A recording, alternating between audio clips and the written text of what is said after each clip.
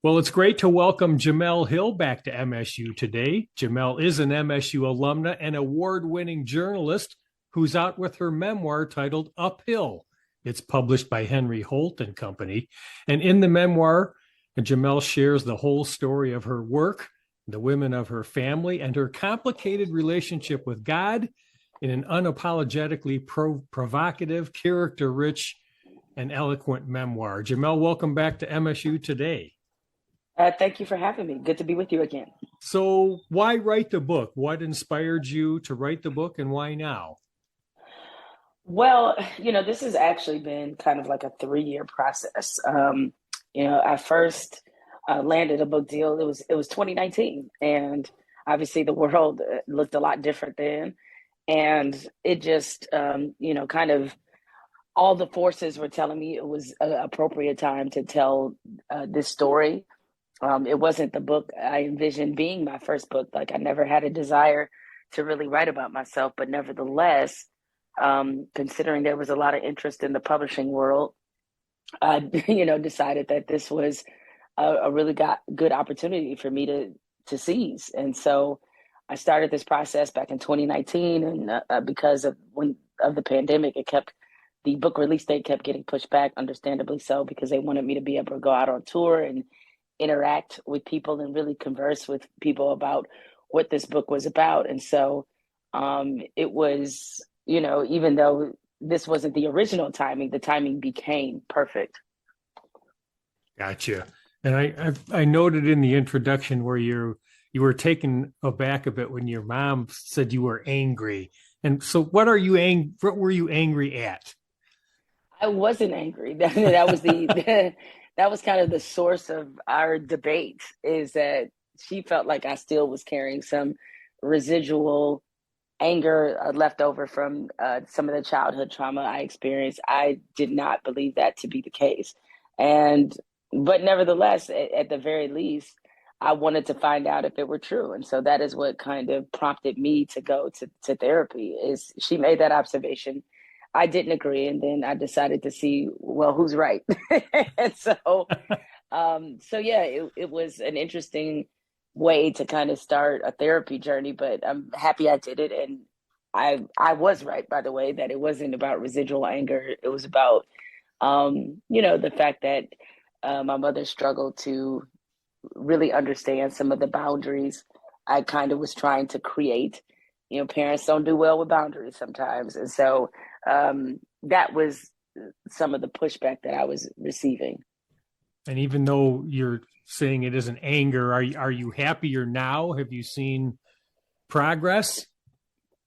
Yeah, I mean, I wasn't unhappy when I started my therapy journey, because I don't think you need to be unhappy to start to go to therapy. Yes, Sometimes it's right. just about sometimes it's just about a good maintenance check, or it's about maybe you becoming even happier or dealing with issues that you might have suppressed or just kind of put in a box and stowed away and don't want to deal with anymore. And it's for greater understanding of you. And so for me, that's what I got out of it, is a better, deeper understanding of who I am. And Jamel will encourage people to read Uphill, of course. But what do you hope people take away from the book? Are there some key takeaways, or that's just totally up to the reader? Well, no, I mean, it obviously is always up to the reader, but I would say beyond what they may reveal for themselves, or they may, what may resonate with them, what I would say is that I think, um, people should understand that you don't have to feel ashamed about sometimes some very serious, complicated topics. Is that, everybody goes through something.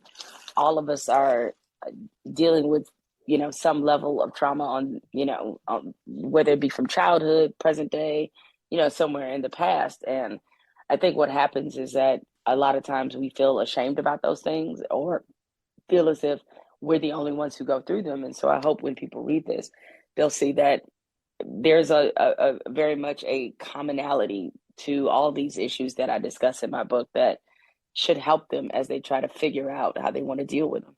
And it's called Uphill, a memoir by our guest Jemele Hill. And Jamel, would you take me back and tell me why you chose MSU for college, and how your MSU experience impacted you and maybe still does? Well, I chose to go to Michigan State because of its stellar journalism Right. program, and at the time when I was in high school and about the age where you're making this decision about where you want to go to college.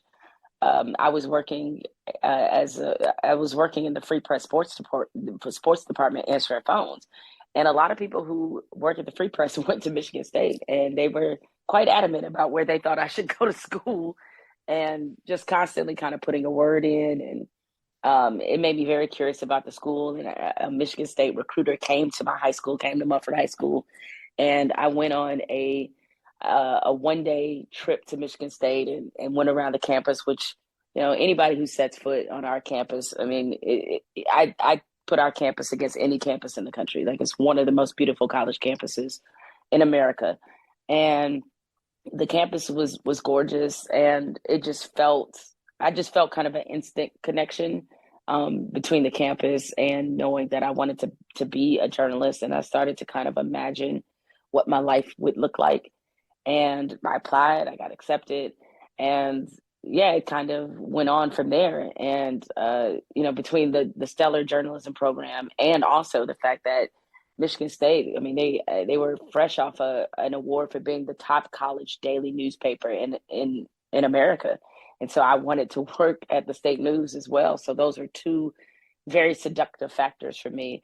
But going to Michigan State like really changed my life. I mean, it was not only the place where I really started to make inroads as a professional in terms of understanding how to develop in my career, but I met some of my best friends there.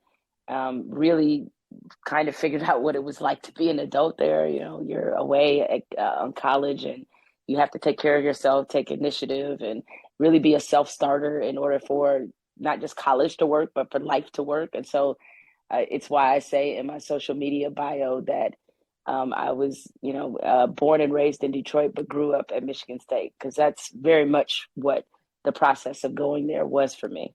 Yeah, cool. And Jamel, I know we could have an entire conference on this, but what's sort of the state of journalism now in your view, and the challenges and opportunities ahead for it? Well, I think, this is a very challenging time for journalism. We're at such a different age now. I mean, on one hand, you have the upside of having technology and journalists being able to go kind of direct to consumer, in the sense that a lot of journalists have their own social media platforms. So, be it through a story or, um, through broadcasting, that they're able to directly go to people and say, "Hey, take a look at my work," in addition to whatever outlet that they may also be working for. And so, and then the number of platforms is just, really expansive, and the different types. So you have digital storytelling and podcasting and all these different mediums that are allowing journalists to really share their work with people. On the other hand, there is been some things that have been normalized in our profession that I think are really undoing the credibility of journalism itself. I mean, the whole point of journalism is truth, and so what I see a lot these days is not just the inaccuracy or the bad framing, but also an inability to tell the truth by hiding behind objectivity.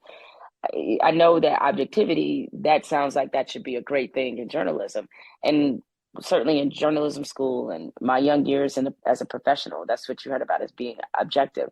Our goal actually shouldn't be to be objective. Our goal, it should be to be fair, which is different. And because sometimes we have to be able to call people out and hold them accountable. It's the whole point of why the phrase that journalists are the watchdogs of society was used. That means the ability to call a thing a thing. And so I see a lot of hand wringing behind holding certain institutions and people in power accountable. And, the essential core of democracy can only work if it's a free press. A free and fair press is what I would add to it. And so I think as journalists, we have to return to the truth. The fact that there are outlets that traffic in conspiracy theories and other things, and that's passing off as news, is very disappointing. And all it does is encourage people to not necessarily seek truth, but to seek the truth they want to believe as opposed to what's actually true. Here, here, Jemele. And so when you come back to campus based on that, what do you tell the students studying journalism now when you talk to them? Well, mostly my main message to them is that they should focus on the craft. I mean, even though the mechanisms for how we do our jobs will always change, it stone tablet one day, podcasting the next. I mean, that's just kind of how it works. But what doesn't change is the core tenets of your job, which is gathering information, sourcing, reporting, um, developing, an interview style. Like these are just kind of basics. And even though it sounds very simple, being fair, as I talked about, being accurate, these sound like very basic things, but I promise that if you really hone the basics, it, you will develop as a writer or as a broadcaster, whatever is the medium that you want to follow. But you have to be set on the basics first, and when you learn to develop in your craft and really pay attention to the nuances of the craft and everything, and just keep growing and developing all those things that you want for yourself, be it working at a big platform or telling stories a certain kind of way. All those things I think will naturally and organically happen for you if you focus on the craft. So what topics currently motivate you to write, like say for the Atlantic, or are you just constantly writing columns in your head? Well, the beauty about what I do for the Atlantic is that I specifically write about Yeah. the intersection between sports, race, gender, politics, and culture.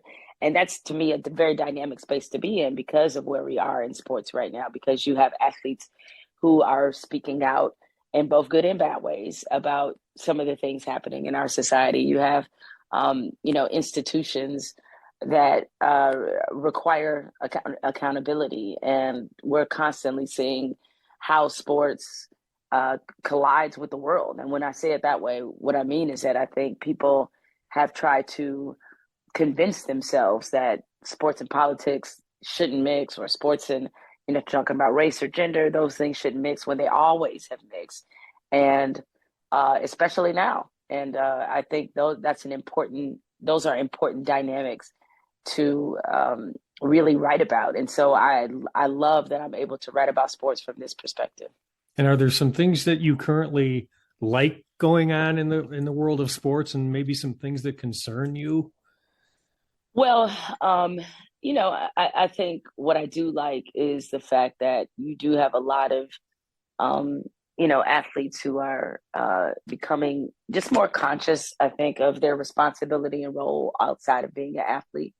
I love the fact that there's such a different conversation about mental health going on in sports than there ever has been.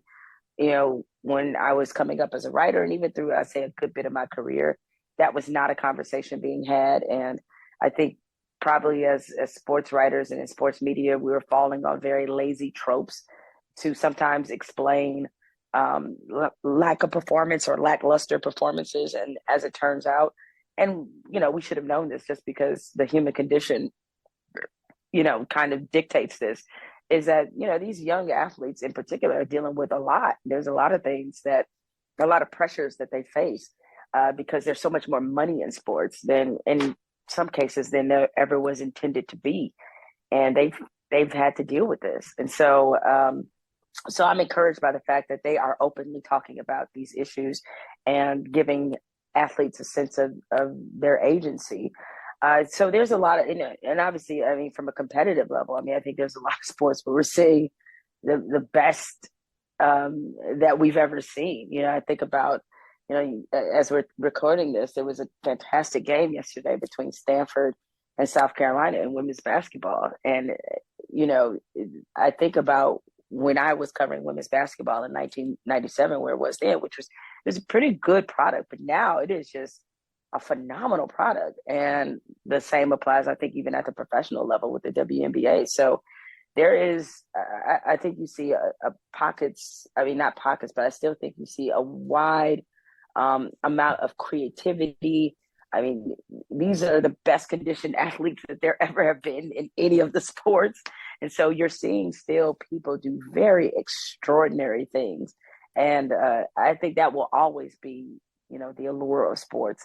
Jamel, what about specifically college athletics, where we've got things like name, image, and likeness, the transfer portal, the ubiquitousness of the phone gambling, even really a lot of huge media rights. Just your assessment of the challenges and opportunities specifically for college athletics.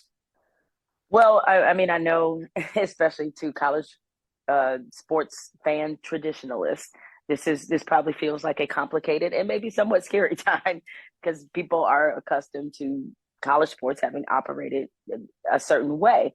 But, this is where the money component comes in, is that, people have to remember that originally when they conceived this idea of the NCAA and college sports, like it was supposed to be an extracurricular activity. It was not designed with the idea of becoming a $1 billion industry, which is what it's become in college football and college basketball. And because of that, and to me, and maybe because obviously I've been a sports journalist for as long as I have, it does not take away from my affection for college sports, knowing that there's so much money in it, knowing that athletes are able to make money off their name, image, and likeness. I think it's fair. And that's what people have to look at, is that this is about fairness. And you don't want to continue to create systems of exploitation just because they make you feel better about what you're watching. And so I think we're going to see more athletes take agency. What I do love is that college athletes are really speaking up for themselves. They're organizing in many cases just to because they're starting to understand their worth and their value. And this should not be a scary thing, because at the end of the day, it's not fair if everyone else gets to take a cut but them. I mean, it's just not. And, in this society, which is very much a capitalist society, there's no reason why you can't be a music student. You could be a music student and write a Grammy Award winning song and get paid millions of dollars to do it in college. But if you're an athlete, you can't. You can't make money off the thing that you're proficient at. So I do think that as much pushback sometimes as there has been, this is the only direction. Fairness and equity is the only direction college sports can go. Otherwise, it's going to sink itself. And so while some may think of this as a scary time, I think of it as kind of an exciting time for college sports, because it's an opportunity for them to reimagine itself. And Jamel, do you still get enough of an opportunity to follow your Spartans? And what's just your sort of assessment of Spartan athletics right now? Of course, I do. Sometimes it's the bane of my existence, but I think every Michigan State fan goes through that. I think with football, it's a few growing pains that are happening right now. I think these are the growing pains that people probably expected to really happen last year, the year before. They're just happening now.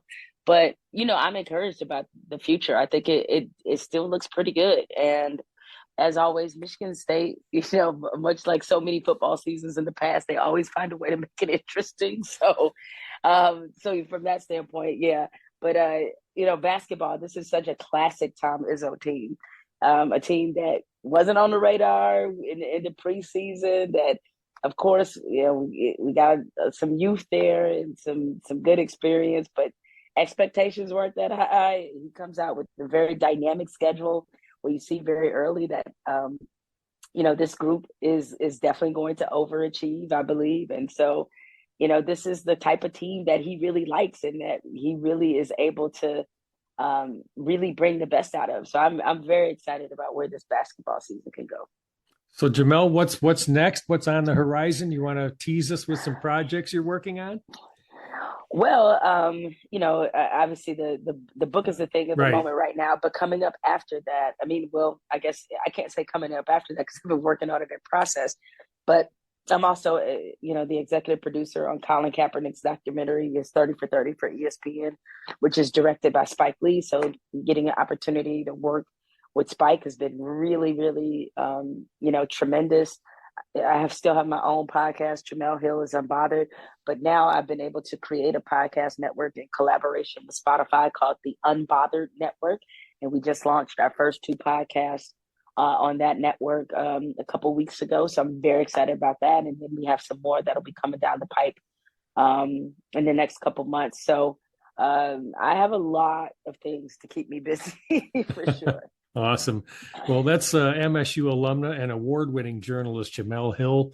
She's out with her memoir called Uphill from Henry Holt and Company. And Jemele, as we close, just again summarize what you hope we take from Uphill. Well, I hope the people who read it, understand that this is a story of resiliency and perseverance. And also, it is a testament to something I believe in the sense that your circumstances, no matter how bad, do not have to dictate the life you envision for yourself. Well said. Jemele, thanks for joining me again on MSU Today. Appreciate it. Thanks for the conversation. That's Jemele Hill. I'm Russ White. This is MSU Today.